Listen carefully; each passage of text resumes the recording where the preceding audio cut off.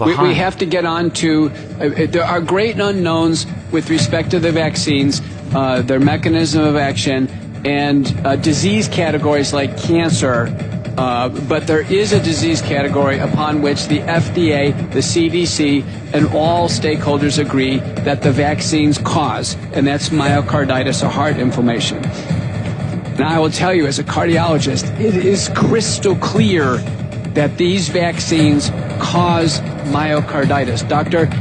Parks has already quoted the paper by Avolio that has shown beyond a shadow of a doubt the vaccines cause myocarditis. The FDA indicates for Pfizer and Moderna that they cause myocarditis. We now have over 200 papers in the peer-reviewed literature on myocarditis, sadly showing the rates of myocarditis are far in excess of what the CDC ever imagined. We've identified that boys have a predilection for this far more than girls. The maximum age group, the peak age group is age 18 to 24, so it's actually the college age.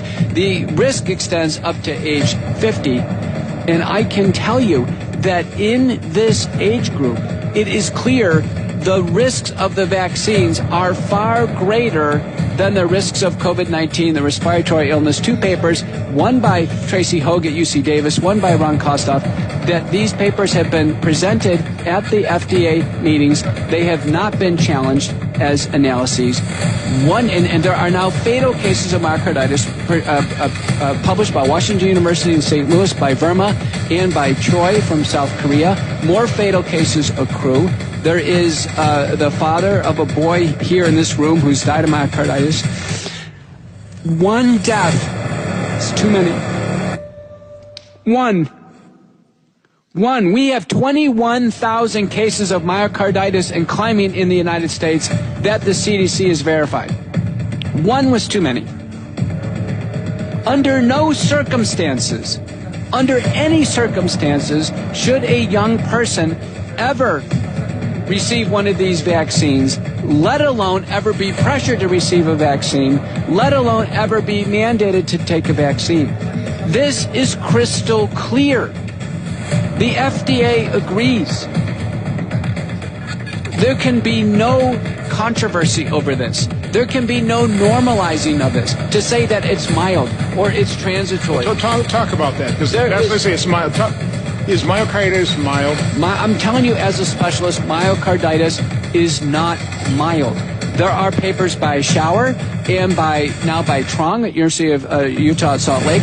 When they do MRI on these individuals with suspected myocarditis, 100% are having heart damage. 100%. We have a paper by Teshopi and colleagues looking at the outcome of individuals prior to COVID in this age group with myocarditis. 13% will have permanent heart injury. 32% never actually get up to normal. They don't get back to normal. We are seeing unprecedented numbers of athletes dying on the field in Europe. Unprecedented. Of these cardiac arrests, half of them don't come back.